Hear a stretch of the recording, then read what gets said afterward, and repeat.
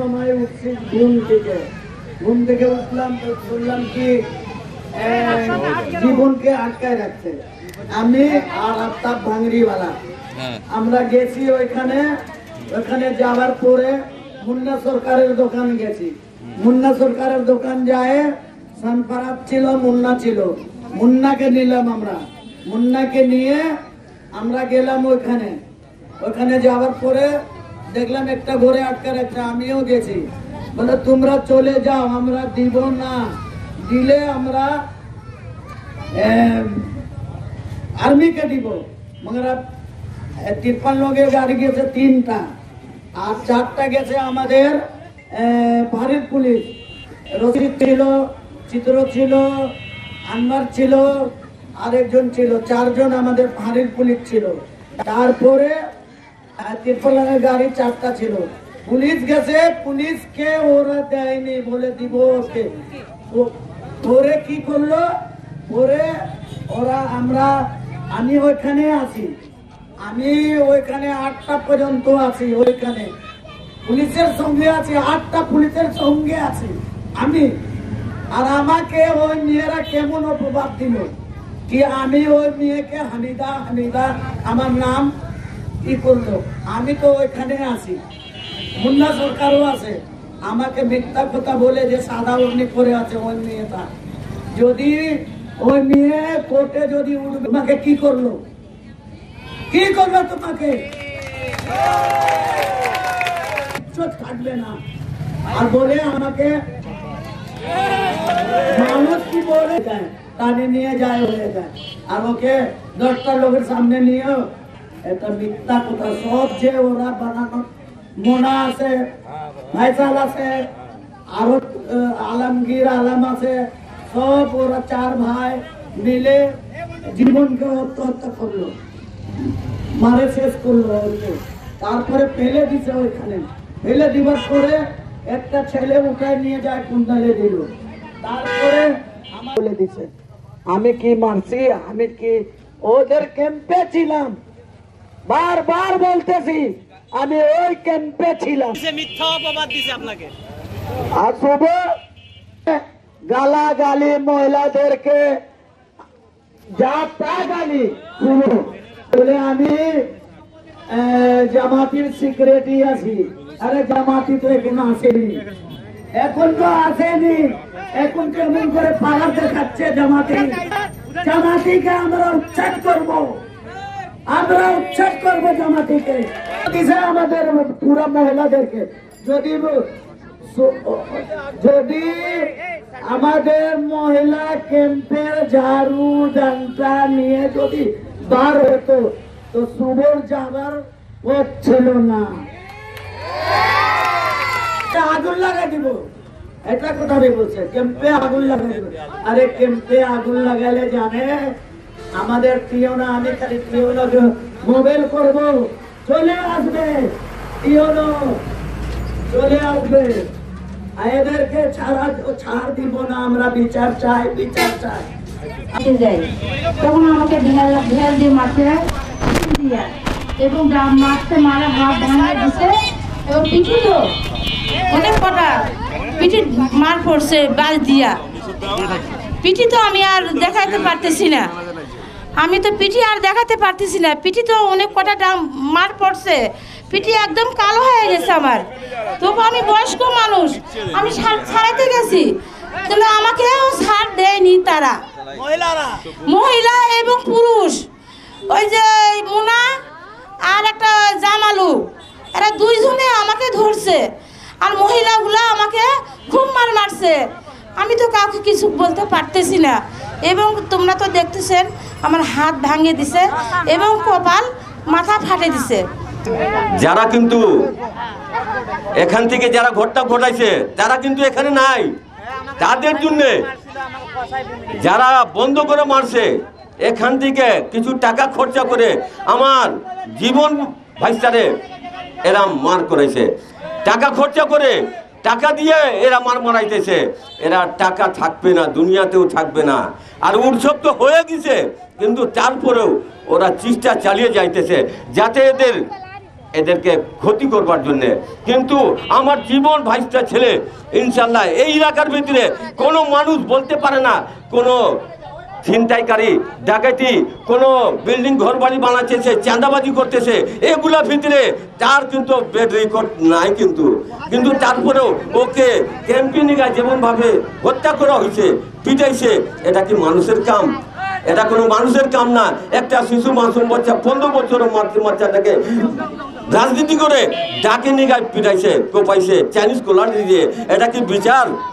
আজকে যদি আপনারা যতগুলো সাংবাদিক ভাইরা আপনারা আছেন, যদি এই বিচার যদি না করেন তাহলে কিন্তু এই মানববন্ধন চলতে থাকবে ইনশাল্লাহ। না বাঁচাইতে গেলে কি এভাবে অপবাদ করা হবে? আমি এটাই জিজ্ঞাসা করতে চাই। আমি পুরো ক্যাম্পের কাছে অপবাদ করি। তাছাড়া যখন এগুলো হয় তখন আমি ওখান থেকে 53 লাইনে নিম্ন হলে 20 বার ফোন দেওয়া হয়, 20 বার ফোন দেওয়া হয়। আমার স্বামী আটকাই রাখে, মারা হচ্ছে, কিন্তু এটার কোনো আমি ফলাফল দেখতে পারি না। তারপরে ওখান থেকে আমি ফাঁড়িতে যাই, যখন দেখি আমার কোনো প্রশ্রয় পাওয়া যাচ্ছে না তখন আমি ফাঁড়িতে যাই বলি ভাই আপনাদের কাছে কি কোনো ফোন আসেনি? বলে কি না আমাদের কাছে কোনো ফোন আসেনি। তখন কিন্তু ওখানে অত্যাচার করা হচ্ছে। তারপর ওখান থেকে আমি থানায় যাই বলি আন্টি আমার স্বামীকে মারে ফেলা হচ্ছে। বলতেছে 53 লাইনের গাড়ি কখনই গেছে, অথচ আমি খবর পাই এই পর্যন্ত 53 লাইনের গাড়ি যায় নাই। আচ্ছা কি আর বলবো? তাছাড়া যখন মারা হয় সাগর কষাইপট্টি সাগর জীবন, তারপর হইলো ফাইসাল লিড দেয়, যে ওকে টানে এসে বের করে মারো বিল্লা। তারপরে অনেক কেউ আছে, ফাইসাল, জীবন, সাগর, সুমন, এগুলো যত কি আর বলবো। এই যে মোনা স্ত্রী আমাকে টানে হিচড়ে নির্যাতন করে। কেন আমি আমার স্বামীকে করতে যাব না? আমি তো এতটুকুই বলছি। আমি কি ঝগড়া করতে গেছি, বিবাদ করতে গেছি? আমি তো শুধু এতটুকুই বলছি যে আমার স্বামী কি অপরাধ এটা বলে, সেটা না বলে আমার উপরে নির্যাতন করা হয়েছে। আছে এটা আমরা বিচার চাই। আমার ছেলেকে তো এভাবে মারছে যে রিমান্ডে নিয়ে মারছে, রিমান্ডে ওরকম মারে না। আমার ছেলে তো সবারে ভালো করে, কোনো ছেলেকে মারামারি যদি করতে যায় তো একটু করে, তার জন্য এত শত্রু যে কমপক্ষে একটা ছেলেকে 50 জন নিয়ে মারছে। আর তারপর 4 ঘন্টা ওরা বন্ধ করে রাখছে। আইনের মানুষকে আমরা পাঠাইছি, আইনের মানুষেরা ওরা এত গুন্ডা, ওরা অত সন্ত্রাস যে ওরা আইনকে মর্যাদা দেয় নাই। কেন আইনকে মর্যাদা দেয় না? এটা তো কি ভালো করছে ওরা? এত সন্ত্রাস, ওর বিচার আমরা চাই। মারামারি হতেছিল, ওখানে আমি ছিলাম। তখন ওদেরকে জীবনকে চিঠি দিয়ে মোবাইল করে বললো কি তোমার বাচ্চাগুলো এখানে মারামারি করতেছে, তুমি বাচ্চাকে আসে নিয়ে যাও। যখন জীবন গেছে ওখানে, যখন বাচ্চাদেরকে মারামারি করে আর নিজে বাচ্চাকে মারলো, পাঠাই দিল, সব বাচ্চাকে পাঠাই দিল। জীবন বলল কি ঠিক আছে আমরা যাচ্ছি, আপনারা যান। জীবন করাদের বলল কি চলেন, আপনার সঙ্গে একটা কথা আছে, দুইটা কথা আছে, আপনি চলেন। যখন জীবনকে উপর থেকে নিচে করলো তখন জীবনকে যে ডাক দিল, আমি তো ওখানে আসি। জীবন বলতেছে কি আপনারা তো কথার জন্য ডাকছেন, আপনি মারবার জন্য ডাকছেন না, আপনি কথার জন্য ডাকছেন। আমি তো কথা বলতে যাচ্ছি, আপনি কি করতেছেন? তাও ওরাদের বুঝে নেই। তখন ওরাদের রাস্তাতে যাইতে মনে হয় 5 বার মারছে। মারার পর তখন আবার এক জায়গা দাঁড়ায় রাখলো। এখন ছেলে পেলে আর সবগুলা ধরে মনে হয় মারতেছে। তখন ওরাদের সবাই আমরা রাগ হয়েছি বলছি ছেলেকে যে তোমরা আসছো তো তখন মারবার জন্য আনছো না, তোমরা কথা বলবার জন্য আনছো। এখন কথা বলো। তখন এরাদের কি করলো, বাথরুমে বন্দি করে দিল জীবনকে বাথরুমে বন্দি করে দিল। বাথরুমে বন্দি করে যে মহিলাগুলা 4 ঘন্টা রাখছে, যে মহিলাগুলো আমাদেরকে মারতেছে, অত্যাচার করতেছে, মনে হয় ওদের বাড়ি আছে, আমাদের বাড়ি নাই। ওদের বাড়ি আছে, আমাদের বাড়ি। এইরকম করলে তো ওদেরকে অত্যাচার করতে হবে, উচ্ছন্ন করতে হবে ওদেরকে এখান থেকে। কেন এদের বাপের বাড়ি হয়ে গেছে আর আমাদের বাড়ি নাই। সেই জন্য জীবনকে আবার রাখছে। রাখার পর 4 ঘন্টার পরে মনে হয় ও তো মাগরিবের সময় ডাং দিছে, আর রাত 12টায় 2টার সময় মাটিতে ফেলে দিছে নিয়ে যায়। কি তা আমাদের এখানকার কিছু মেয়ে ছেলেরা 3-4টা মেয়েকে আটক করেছিল, ঠিক আছে, কিন্তু মেয়েদেরকে আমি নিজ হাতে তাদেরকে নিজ দায়িত্বতে ওদেরকে ছাড়িয়ে দিয়ে আগিয়ে দিয়ে এসেছি ওদের বাড়ি পর্যন্ত। এখন মেয়েরা বলতেছে যে আমাদেরকে নির্যাতন করেছে বা আমাদের কাপড় চোপড় খুলে ইজ্জত নেওয়া হয়েছে, এমন কোনো কিছু না। চাচ্ছি যে আমার ভাইকে প্লাজারে ছিল ওই দোকানে আয়ান, হ্যাঁ, ওকে যে প্লাজার থেকে নিয়ে যায় মারা হচ্ছে, এটাই ফাইসাল বিল্লা এরাই মারছে, আরও অনেকজন ছিল, হ্যাঁ 10-12 জন ছেলে মিলে আমার ভাইকে মারছে। আমি প্লাজারে ফুলবাগানের ওদিকে যাই মারছে, আমি এটাই বিচার চাই, কারণ ওই তো নির্দেশ ছিল, ওর কোনো এটা সঠিক করা বিচার চাই। আপনারা অবগত আছেন যে গত কিছুদিন ধরে 2 নম্বর ক্যাম্প এবং 3 নম্বর ক্যাম্পের ভিতরে কিছু গ্যাঞ্জাম সৃষ্টি হয়েছিল। এটা নিয়ে তারা প্রচুর পরিমাণের দোষ মানে 2 নম্বর ক্যাম্পের দিকে ঠেলে দিচ্ছে। যেটা আপনারা দেখতে পাচ্ছেন এখানে ছাত্রী লাঞ্ছিত করার মিথ্যা মামলা, এই মিথ্যা মামলাটা তারা মানববন্ধন করে মেয়েদেরকে, আপনারা হয়তো ভিডিওতে দেখেছেন, যে মেয়েকে বক্তব্য দেওয়ার জন্য মাইক দেওয়া হয়েছিল, সেই মেয়েকে পাশ থেকে আরেকজন শিখিয়ে দিচ্ছে যে তুমি এরকম এরকম করে বলো। এই জিনিসটা উল্লেখ করে তাদেরকে বলা হচ্ছে যে তোমরা এইগুলি বলো, তাদেরকে শিখিয়ে দেওয়া হচ্ছে। মেয়েরা নিজে থেকে কিছু বলে নাই, এটা পুরোটাই মিথ্যা মামলা। এক, দ্বিতীয়, প্রথম দিন যেদিন জীবনকে মারা হয়েছিল তা সেদিন আমি ফেসবুক লাইভে দেখছিলাম, ক্যাম্পের মিঠু নামের এক ছেলে লাইভ করছিল। লাইভে সে বলতেছে 10 থেকে 20 সেকেন্ডের ভিডিওটা, তাতে বলছে যে প্রশাসন আসলেও আমরা জীবনকে ছাড়বো না। তাহলে তারা প্রশাসনের উপরেই চলে গেল, প্রশাসনেরও দাম দিল না, জনগণেরও দাম দিল না, জীবনকে তারা মারে অজ্ঞান করে রাস্তার পাশে ফেলাই দিয়ে চলে গেছে। প্রশাসনকেও তারা মানল না।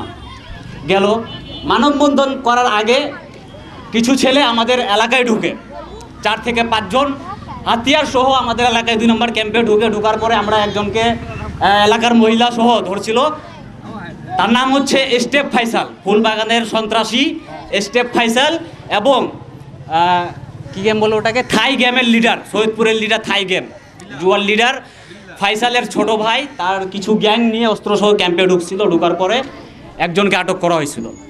আটকের পরে শুভ ভাই আসছিল, আসে তাকে সুসম্মানে নিয়ে গেছে। আমরা প্রশাসনকে দিব, তারা প্রশাসনকে নিতে দিবে না। শুভ ভাই নিজের ক্ষমতা দেখিয়ে তাকে এখান থেকে নিয়ে গেছে, এবং এটাও হুমকি দিয়ে গেছে যে ক্যাম্পের গাইল দিছে, এই যে মহিলারা তারা এসে মহিলাদেরকে গাইল দেওয়া হয়েছে। গাইল দিয়ে এটা বলছে ক্যাম্পে আগুন ধরিয়ে দিব, যদি পারেন তা ঠেকান। শুভ তিনি নাকি জামাত শিবিরের লিডার 2 নম্বর ওয়ার্ডের। তা আমি বলতে চাচ্ছি জামাত ইসলাম যেটা আছে, দেশের শান্তির জন্য তারা নির্বাচনে আসতে চাইতেছে। তাহলে আপনারা জামাত ইসলাম কাকে ক্ষমতা দিচ্ছেন যে নিজের ক্ষমতা দেখিয়ে গরিব অসহায়ের উপরে আগুন ধরিয়ে দিতে কথা বলতেছে? এটা কোন ধরনের লিডার তুই? আমি বলতে চাচ্ছি ক্ষমতা আগে না জনতা আগে? জনতা না ক্ষমতা? জনতা না ক্ষমতা? আপনি জামাত ইসলামের ক্ষমতা দেখিয়ে গরিব অসহায়ের উপরে আপনি আগুন ধরিয়ে দিবেন, মা বোনকে গাল দিয়ে যাবেন। আপনার বাড়িতে কি মা বোন নাই? আপনার দাদির বয়সের লোককে আপনি গাল দিয়ে গেছেন কোন হিসাবে? কোন ধরনের শিক্ষিত লোক আপনি? হ্যাঁ, আপনি যদি এতই শিক্ষিত থাকতেন, আপনি সবাইকে গাল দিলেন, আবার বললেন সন্ত্রাসী কাকে বলে। দেখবেন, এই যে দেখেন সন্ত্রাসী কাকে বলে। আপনারা সাংবাদিক ভাইরা একটু জুম করেন, আমি দেখাচ্ছি আপনাকে। 3 নম্বর ক্যাম্পবাসী দেখেন স্টোরি ছাড়ছে লাইভ, এই যে আমি দেখাচ্ছি।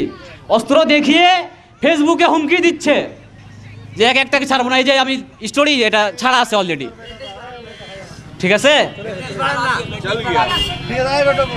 ছাড়া আছে। এরা ফেসবুক, অনলাইন, ইন্টারনেটে মনে করেন 24 ঘন্টা হুমকি দিয়েই আছে। ছোট ছেলেকে মারা হয়েছে কেন? ওকে মারা হয়েছে কেন?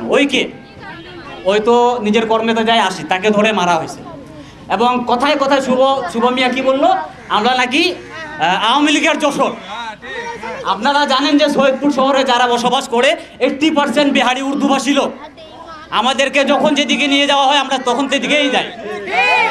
আপনারা আওয়ামী লীগের দোষ দিয়ে ছাত্রলীগের দোষ দিয়ে আমাদেরকে যখন তখন অত্যাচার করবেন, মারবেন, আমরা কি ভাইসা আইছি নাকি? হ্যাঁ, আপনি জামাত ইসলাম করেন, তা আপনি আপনার জায়গায় থাকেন, আপনার সম্মান আপনি বাঁচায় রাখেন। আপনি আপনার সম্মান এভাবে ক্ষয়তে যাচ্ছেন কেন? আমি সৈয়দপুরের সভাপতি, জামাত ইসলামের সভাপতিকে বলতে চাচ্ছি যে এই ধরনের কর্মী যদি আপনাদের সংগঠনে থাকে, আপনাদের সংগঠনের নাম বিক্রি করে তারা এই ধরনের কর্মকাণ্ড করে যাচ্ছে এবং এই ধরনের হুমকি দিছে। হুমকি দেওয়ার মানে কি? আপনি আগুন দিয়ে পুড়াই দিবেন, আপনার যায় গরিব মানুষরা पा धरবে, भाई मेरा घर मत जलाइए, उसके बाद आप बोलिएगा 20,000 रुपया दीजिए, आपका घर छोड़ देंगे, बाद बाकी घर जलाएंगे। আপনি কি মাস্তান? তারপরে সেদিন সাগরকে মারা হয়েছে, রাত 1টা বাজে সাগরকে মারা হয়েছে। সাগরকে মারে বলতেছে তোর বাড়ি কই, হেন কই, তেন কই, আর ওর বাড়ি এখানে, ওই ব্যবসা করে। সাগরকে বেহুদা মোটরসাইকেল থামায়া এখানে মারছে, মারার পরে বলছে তোকে আবারও দেখে নিব, তুই কে? এই ধরনের কথাবার্তা আমার জানা মতে জামাত ইসলামের সংগঠনে হয় না, ছিল না, থাকবেও না। কিন্তু এই যে শুভর মতো কিছু কুলাঙ্গার নেতা, শুভর মতো কুলাঙ্গার নেতা এই ধরনের কথাবার্তা বলে জনগণের ভিতরে বিভ্রান্ত সৃষ্টি করতেছে। আওয়ামী লীগ, ছাত্রলীগ, আর কি রে ভাই, সৈয়দপুরে কি আপনি থাকেন না? আপনি কি জানেন না সৈয়দপুরের লোককে যেদিকে ঘোরানো হয় সেদিকে ঘোরে? আমরা তো অসহায়, আমরা উর্দু ভাষী বলে আজকে অসহায় আছি। এই বাংলাদেশের ভিতরে সৈয়দপুরে এই জায়গাটা আমরা সব অসহায়। আমাদেরকে দেখাই দেন, আমি আমি আমি নিসার আহমেদ, আমার নাম আপনি দেখাই দেন যে আমার তাঁতি লীগ, ছাত্রলীগ, আওয়ামী লীগের নাম আছে, দেখাই দিলে আমি নিজে অ্যারেস্ট হবো, দেখাই দেন। কিন্তু কেন বললো আওয়ামী লীগের দোসর, কোন হিসাবে বললো? এটারই আমি সৈয়দপুর সভাপতি, জামাত ইসলাম সভাপতির কাছে বিনীত অনুরোধ যে এই লোকটাকে আপনারা দ্রুত যত দূর পারেন কন্ট্রোল করেন বা শাস্তি দেন, যাই করেন, যাতে সে দ্বিতীয়বারের মতো অন্য কোনো এলাকায় দাঁড়িয়ে কোনো প্রকারের হুমকি গরিব বসার উপরে দিতে না পারে। এবং জীবনের সাথে যে অন্যায় হয়েছে, মিথ্যা মামলা মেয়েদের, নারীদের উপরে দেওয়া হয়েছে, এটার সমাধান চাই। ঢেলাপীর থেকে আমাদের অত্র এলাকার 3টি ছোট ভাই ঢেলাপীর ঘুরতে যায় এবং ঢেলাপীরের কিছু বোকাটে ছেলে এদেরকে ওখানে গালাগালি করে। এরা কিছু না বলে চুপ করে চলে আসে এবং মাদ্দা মোড়ে চা খেয়ে এরা যখন রেল লাইনে হাঁটে যায়, তখন ঢেলাপীরের ছেলেরা কালঠির বাড়িতে গাঁজা নিতে যায়। সেই সময় ঢেলাপীরের বোকাটে ছেলেরা তারা কালঠির বাড়িতে যায় গাঁজা নেয়, যারা ওকে গালাগালি করে মেরাজকে। সেই সময় মেরাজ ওকে জিজ্ঞেস করে, ভাই তুই যে আমাকে গাল দিলি, কেন দিলি এবং কি কারণে দিলি? এটা নিয়ে ওদের ভিতর তর্ক বিতর্ক শুরু হয়। সেই সময় সিনেমা ক্যাম্পের, থাই ক্যাম্পের লিডার ব্ল্যাক মেরাজকে বদ্ধভূমিতে আটক করে রাখে। আটক করে প্রায় 2 ঘন্টা ওর উপর নির্যাতন করে। নির্যাতন করার পর ব্ল্যাক নিজের নাম্বার দিয়ে জীবনকে ফোন দেয় যে তোর ভাইকে যদি বাঁচাইতে চাস এখানে চলে আয়, তোর ভাইকে আমরা ছাড়ে দিব। তখন জীবন, আমি এবং আরও কিছু খালাসহ আমরা বদ্ধভূমিতে যাই। সেখানে যায় কথাবার্তা শুরু না হইতেই ঝগড়া সৃষ্টি হয়। ঝগড়াটা চতুর্দিকে ছড়িয়ে পড়াতে যে যেভাবে পারে সেভাবে কিন্তু ওখান থেকে সরে আসে। 3 নম্বর ক্যাম্পের কিছু লোক জীবনকে বলে যে ভাই এই ঝগড়ার মীমাংসা আমাদেরকে করতে হবে, চলেন। এই কথা বলে ওকে টানে হিজড়ে 3 নম্বর সিনেমা ক্যাম্পের ভিতরে নিয়ে যায় এবং সেই সময় ওর উপর নির্মমভাবে নির্যাতন করে। সেই সময় আমাদের ক্যাম্প ইনচার্জ 999, আমাদের পুলিশ ফাঁড়ির চিত্তরঞ্জন দাদা এবং সাবেক কাউন্সিলর, এনারা সবাই কিন্তু ওখানে যায় যে ভাই এই ছেলেটাকে ছাড়ে দাও। কিন্তু ওরা বলে যে আমরা সেনাবাহিনীকে দিব। তো এরা বলছে যে ঠিক আছে আপনারা সেনাবাহিনীকে দিবেন, দেন কিনারে এর উপর কোনো রকম অত্যাচার করবেন না। কিন্তু তার 10 মিনিট পর ওকে নির্মমভাবে আঘাত করে এবং ছেলেটার শ্বাসকষ্টর সমস্যা। ছেলেটা যখন অজ্ঞান হয় এরা ভাবে ছেলেটি মারা গেছে, তাই ভ্যানের উপর একে ছাড়ে দেয়। তাকে নিয়ে আমরা মেডিকেল যাই, মেডিকেল ট্রিটমেন্ট করার পর পুলিশে মামলা দেই। পুলিশ মামলা অ্যাকসেপ্ট করে, কিন্তু এখন পর্যন্ত কোনো রকম অ্যাকশন নাই। তার কিছুদিন পরে 4-5টা সন্ত্রাসী অস্ত্র নিয়ে ঢুকে আমাদের ক্যাম্পে হামলা করার জন্য। তখন এলাকাবাসী সবাই এক হয়ে সবাইকে ধাওয়া করে, সবাই পালা যায়। একজন ধরে, সে হচ্ছে ফয়সালের ছোট ভাই। ওকে ধরে কিছু চা নাস্তা দেওয়া হয়েছে। তারপর স্টেপ ফয়সাল রাতের বেলা আমাদের নিষ্পাপ এক শিশু আয়ানকে প্লাজা, সৈয়দপুর প্লাজায় এসি আপনার এসি আর ফ্রিজের মেকানিক, ওই দোকান থেকে টানে হিচড়ে নিয়ে যায় ফুলবাগান নিয়ে যায়, আধা ঘন্টা ওর উপর নির্যাতন করে। তখন আমি নিজেই সেনাবাহিনীকে ফোন দেই, ফাঁড়িতে ফোন দেই, সোদপুর থানায় ফোন দেই। ওকেও মারে টারে অজ্ঞান করে ছাড়ে দেয়। ওখান থেকে ওকেই আবার নিয়ে যায় আপনার সোদপুর মেডিকেল। বাচ্চাটার সোদপুর মেডিকেল থেকে রিফার করে দেওয়া হয় রংপুর মেডিকেল। তো এখন আমাদের প্রশ্ন, এরা আমাদের বলে নাকি আমরা নাকি আওয়ামী লীগের দোসর, আমরা আওয়ামী লীগের মিছিল। আরে ভাই, যেই আসুক না কেন দেশে, আমরা তো তাদের সাথেই থাকি, তার মানে কি আমরা আওয়ামী লীগের দোসর? আর যেই আসে নাকি, সেদিন আমাদের এলাকার এক লিডার শুভ ক্যাম্পের ভিতর ঢুকে অকথ্য ভাষায় মা বোনকে গালাগালি করে। তো আমরা কেউ কিন্তু ওনাকে কিছু বলি না, শুধু আমাদেরই এক ভাই, এক বন্ধু সাগর ওনাকে বলে যে ভাই আপনি কে, কি কারণে এখানে গালাগালি করেন? সেই কেন্দ্রকে সেই তুচ্ছ কেন্দ্র করে